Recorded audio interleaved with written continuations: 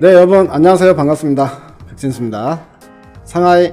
네, 우리 오늘 대박인님들 일주일 만에 만나는 또 라이브 방송 시간입니다. 지난주에는 이제 장이 폭락이 나는데 이번 주에는 또 이제 급반등이 나오고 있는 상황이라 상당히 이제 기분 좋게 방송을 시작할 수 있을 것 같습니다. 자, 삼성 이야기를 좀 해보죠. 삼성이 반도체 바이오에 240조 쏟아붓는다. 이게 사실은 어떻게 보면 삼성이 정부가 해야 될 일을 대신해 준 거나 마찬가지예요. 저는 여기서 상당히 이제 그냥 주식을 떠나서 고마움을 느꼈던 게 뭐였냐면 240조 중에 180조를 국내에 사용을 투자하기로 했대. 삼성에 따르면 회사는 향후 3년간 투자 규모를 총 240조 원을 확대하기로 했는데 이 가운데 180조 원을 국내에 투자하기로 했다. 그리고 여러분들 NXP라고 아시죠? NXP를 삼성이 인수해야 된다. 자동차 반도체 만드는, 차량용 반도체 만드는 회사. 네덜란드 NXP 인수 이야기가 계속 물망에 올랐었는데 제가 이제 어저께 본 기사 내용으로 따지면 삼성은 NXP 인수를 포기하기로 했대요. 왜냐면 최근에 차량용 반도체 품귀 현상 때문에 그쪽 차량용 반도체 만드는 세컨드 파운더리 업체들 있잖아요. 이제 탑티어 파운더리 업체들 말고 세컨티어 애들, 그러니까 이제 NXP나 뭐 이런 애들이 몸값이 많이 뛰었대요. 그래서 NXP 몸값이 80조 원까지 뛰어 올랐다고 합니다. 그래서 80조 원 주고 인수를 할 바엔 인수 안 하겠다. 이렇게 생각을 하는 것 같아요. 그래서 NXP 인수는 일단은 물 건너 간 상황인 것 같고요. 그렇기 때문에 해외 투자가 60조 원이죠. 이 60조 원은 결국에는 미국 생산시설 짓는데 사용될 금액으로 대부분 들어갈 것 같고요. 180조 원은 국내에 투자하기로 했다는 부분이 너무 고마운 거죠. 왜냐면 이 부분에 대규모 채용이 들어가 있어요, 여러분들. 삼성에서 이제 일자리를 늘려주면 많은 인재들을 또 배출할 수 있는 상황이 될 것 같아서 또 청년 일자리도 어느 정도 해소가 되고요. 그리고 또 이제 이런 것들이 결국 도미노처럼 갑니다. 삼성전자에서 움직이면 다른 대기업들도 하나둘씩 채용을 늘리기 시작할 거예요. 파운더리 쪽에 가장 많이 돈이 들어갈 것 같아요. 제가 생각했을 땐 파운더리. 그래서 파운더리 투자 관련 종목들을 좀 집중적으로 보시면 좋을 것 같아요. 하나마이크론, 테스나, 네페스 뭐 이런 애들 수혜를 받을 수 있을 것 같고요. 그 다음에 장비주들이겠죠. 결국에는 이 대부분의 자금이 또 결국엔 설비 투자에 들어갈 거니까. 근데 제가 봤을 때 국내에서도 파운더리 투자가 추가로 들어갈 것 같고요. 그래서 파운더리, 그 다음에 이제 OLED 투자는 원래 작년에 시작이 됐어야 되거든요. 근데 작년에 OLED 투자가 연기가 됐었던 이유가 뭐냐면 우리가 코로나 시대에 오다 보니까 LCD 수요가 증가해버렸어. 그래서 LCD 수요가 증가하니까 LCD 가격이 계속 바닥에서 머물다가 확 반등이 나왔어요. 그 LCD 공장을 갖다가 OLED도 전환을 하려고 했던 거거든. 그러니까 이게 시기가 LCD 같은 경우에는 지금 이제 고객 요청사에서 LCD 주문량이 많이 들어오니까 지금 당장에 접을 필요가 없어서 연기가 됐거든요. 근데 최근에 다시 LCD가 또 급락을 했어요. 그 PC 업체들에서 디램 가격 던졌다는 게 왜 그러냐면 디램 재고를 많이 쌓아놨는데 이전에 한마디로 이제 컴퓨터나 노트북 만드는 회사들이죠. 세트 업체들이. 그런 업체들이 반도체 재고량을 평상시에 한 3주 정도 3주 정도 재고를 쌓아놓는데 한 10주에서 12주까지 메모리 반도체를 확 쌓아놓은 거예요. 근데 갑자기 판매량이 뚝 떨어졌어. 안 팔리기 시작하는 거예요. 디램을 시장에 내놓으니까 디램 가격이 폭락을 한 거거든요. 근데 이거랑 똑같이 안 팔리니까 LCD 같은 경우도 수요가 증가했다가 확 떨어진 거예요. 그러니까 이제 LCD 같은 경우에는 다시 이렇게 작년에 확 올라왔다가 가격대가 다시 또 폭락을 하기 시작하니까 이제는 OLED에 투자 설비를 미룰 이유가 없어진 거죠. 때문에 저는 이제 OLED 투자도 이제 일어날 거라고 봅니다. 파운더리 OLED, 그리고 스마트폰은 이 OLED에 포함된다고 생각하시면 됩니다. 스마트폰 많이 하는 거. 그리고 D램 같은 경우엔 공정 변화가 좀 있을 것 같고요. 추가 증설보다는. 그래서 아마 수혜가 이쪽에 집중되지 않을까. 그래서 여러분들 이제 보셔야 될 게 비메모리 수혜주들, OLED 수혜주들, 그 다음에 지금 스마트폰이 또 잘 팔리고 있거든요. 스마트폰 수혜주까지 보면 될 것 같아요. 그래서 뭐 여기 비메모리 수혜주들은 이제 장비주들이나 뭐 이런 것도 있는데 이제 뭐 대표적인 거는 뭐 테스나, 네페스, 뭐 하나마이크론, 거기에 플러스 이제 원익 IPS, PSK, 뭐 유니셈, KC텍 뭐 이런 애들이 있을 거예요. 이 애들보다 훨씬 많습니다. 뭐 여러분들이 이제 좋아하는 종목으로 이제 찾아서 보시면 될 것 같고요. 그 다음이 OLED는 AP 시스템, SFA 뭐 이런 애들을 보시면 될 것 같고 원익 IPS나 PSK 같은 경우에는 OLED 장비도 들어가고 파운더리 쪽에도 장비 들어가고 D램 쪽에 장비가 들어가니까 이렇게 몽땅 다 수혜예요. 그래서 이제 원익 IPS가 좀 좋은 것 같은 게 그 다음에 비메모리 쪽에 이것도 있지. 비메모리하고 D램 쪽에 이오테크닉스, 이건 미세 공정에 들어가는 장비 이렇게 보시면 될 것 같고요.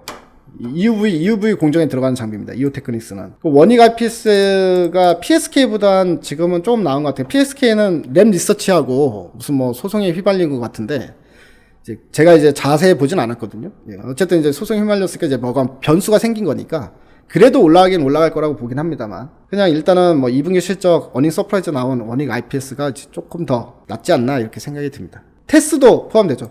테스는 반도체 쪽이에요. 반도체 쪽. 많은 종목들이 있어요. 이 외에도. 예, 여러분들이 이제 그 중에서는 골라야지. 여러분들 마음에 드는 거를 하나하나 보고 고르셔야 돼요. 왜냐면 이 종목들 다 살 수는 없으니까 이 안에서도 골라야 될 거고요.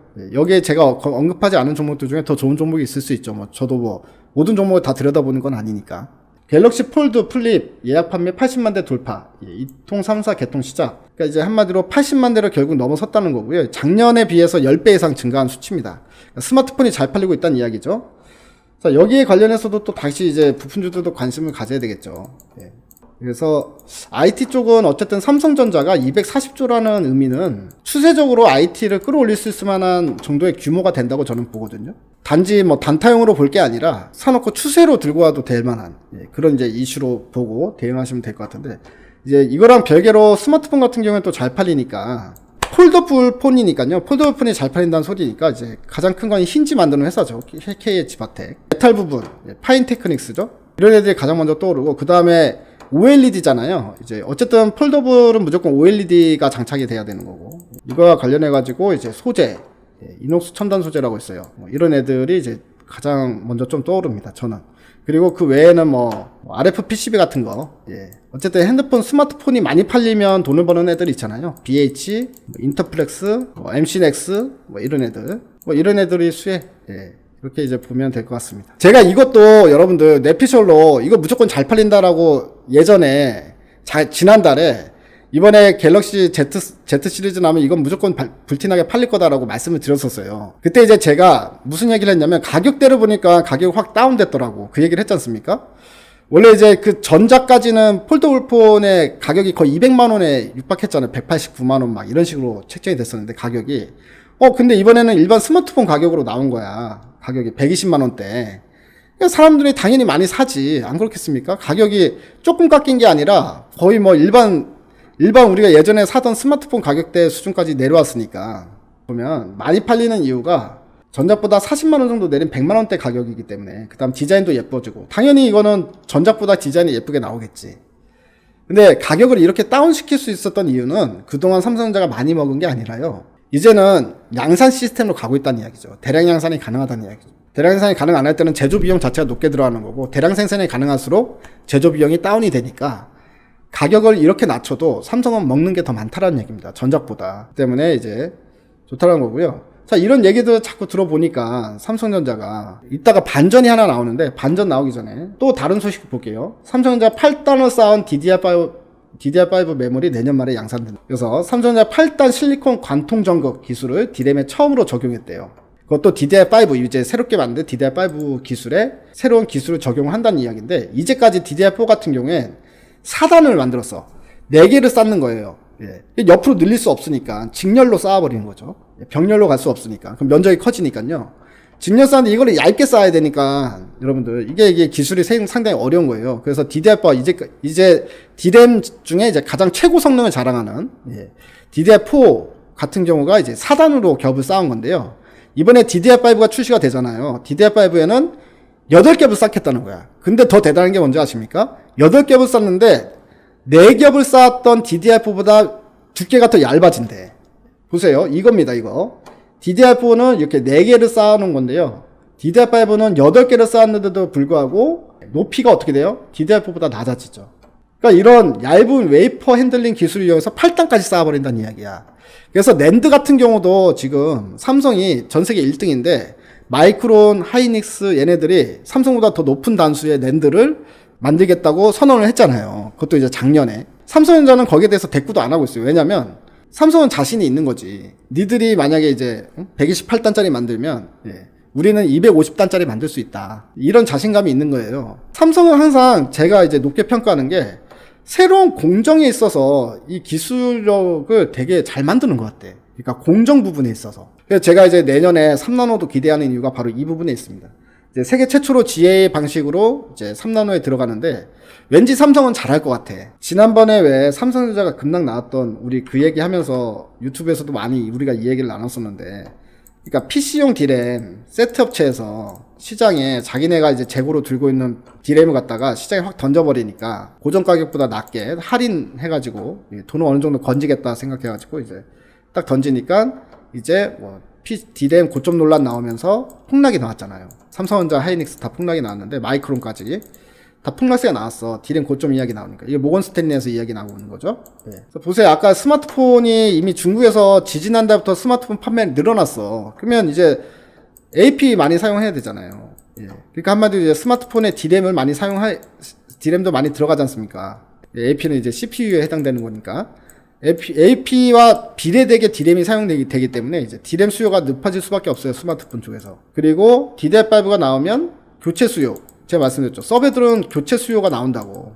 꼭 신규로 짓는 서버에만 들어가지 않는다고 이제는. DDR5를 이미 다 쓰고 있기 때문에 그 중에서 어떤 서버 업체들은 기존에 있는 DDR4를 DDR5로 교체하는 작업을 할 거라고. CPU랑 같이. 돈이 많이 들어가죠. 하지만 새롭게 건물을 하나 올리는 만큼의 전력을 만들어낼 수 있기 때문에, 그러니까 이제 공간을 만들어낼 수 있기 때문에 얘네들 입장에서는 이게 오히려 설비 비용에서 덜 들어간다고 생각을 할 거예요. 예. 그렇죠. 땅도 필요 없고 건물 더 올리지 않아도 되고. 그렇지만 2배 이상의 효과를 발생해야 된다고 하니까, 그 다음에 전기세도 낮아지고 하니까요. 교체 수요가 일어날 수 있다라는 거예요. 예. 그렇기 때문에 하고, 그 다음에 DDR5는 만들자마자 무슨 뭐 수율이 100% 나옵니까? 처음 만들 때는 수율이 뭐 50% 이하겠죠. 공급량이 낮을 수밖에 없고, 처음에 출시되면 공급량은 낮아지고, 예, DDR5를 사기 위해서 서버 업체들은 줄을 서는 상태가 될 거고, 그게 이제 디램 가격 상승세로 이어질 거다 라고 보는 게 이제 제가 보는 시나리오거든요. 아니 무슨 뭐 일어나지도 않은 일을 갖다가 사부님부터 피크아웃이니 뭐니 하면서 애들을 다 작사를 내놓는 거예요. 근데 웃긴 게 뭐냐면 모건 스탠리가 4일 만에 삼성전자 강추를 했대. 강추. 이게 웃긴 놈들이잖아요. 그죠? 자, 목표가 하향한 지 4일 만에 강력 추천 의견을 냈대. 이게 얼마나 사람들을 열받게 하는 겁니까? 여러분들 삼성전자 주주들 입장에서 얼마나 이게 황당한 일이에요. 본인들이 말을 4일 만에 바꿀 것 같으면 애초에 섣불리 피크아웃이라는 얘기를 하면서 목표가를 하지 말아야 될 거 아닙니까? 이런 것들 보면 시장에서 열받는 일들이 많이 생겨요. 예. 근데 웃긴 게 뭐냐면 그 세계 그 무역 통계 업체라고 있어요. 디램 전망에 대해서 뭐라고 이야기했냐면, 우리가 이제 모건 스탠리든 국내 증권사든 누가 이야기하는 겁니까? 디램 가격 고점이다 뭐다 하는 거를 누가 얘기하는 거야? 금융계에서 얘기하는 거잖아요. 예. 세계 이제 무역 통계 기구라고, 예. 그 반도체 통계 기구가 있어요. 여기는 이제 현업에 있는 사람들이 통계를 내는 거야. 예.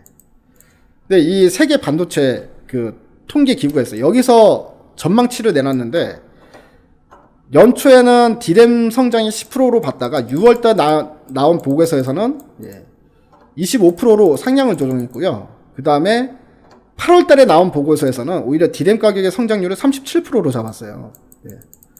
오히려 디램 성장이 폭발적이다라고 여기는 반대로 얘기를 한 거야. 근데 모건 스탠리의 이 리포트가 나온 다음에 다음 날인가 다다음 날에 나왔어요. 우리도 이것도 유튜브에서 제가 말씀을 드렸었습니다. 장난치는 거야? 얘네들이 세계 통계기구에서 말한 이 부분은 나온 다음에 모건 스탠리가 갑자기 삼성전자 강추를 했다. 욕이 나옵니다. 그러니까 어떻게 할 거야? 주가는 이미 급락 지들이 만들어 놓고. 모건 스탠리의 강력 추천 선정 소식과 함께 삼성에 대규모 투자 수익이 있거든. 얘네들은 근데 민망하지 않나 모르겠어요. 자기네가 이렇게 4일 만에 말을 바꾸는 게. 아무튼 좀 짜증이 나는 상황입니다. 모건 스탠리가 이제 IT 기업, 꼽은 IT 기업이 한국의 삼성전자. 그 다음에 삼성바이오도 투자가 들어가겠죠. 이번에 240조 안에 바이오 쪽에도 투자한다고 했으니까.